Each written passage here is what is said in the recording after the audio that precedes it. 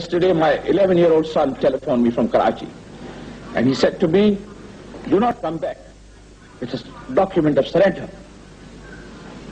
We do not want to see you back in Pakistan if you come like that." I will not take back a document of surrender from the Security Council.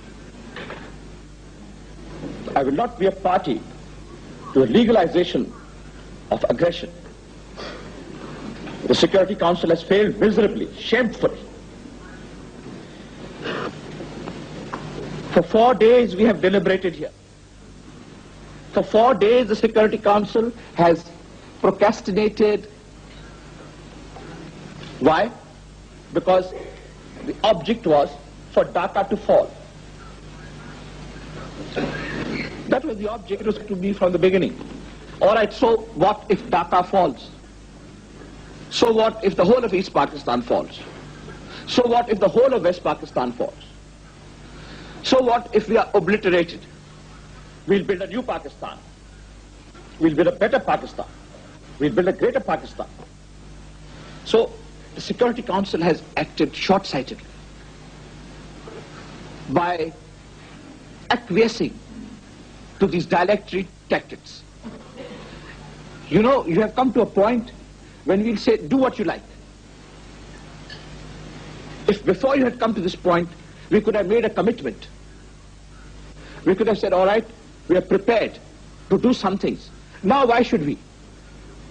You want to silence us by guns? Silence our voices by arms? So why should we say that we are agreeing to anything? Now you decide what you like. Your decision will not be binding on us. You can decide what you like. You can do, because if you had left us a margin of hope, we might have been a party to some settlement.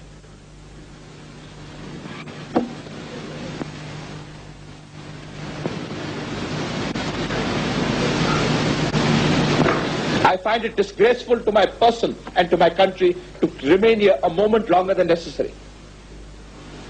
But I am not boycotting. Impose any decision. Have a treaty worse than the Treaty of Versailles. Legalize aggression. Legalize occupation.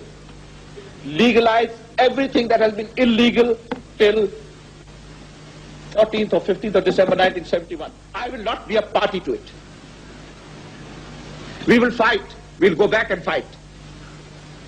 My country hearkens for me. Why should I waste my time here in the Security Council? I'm going.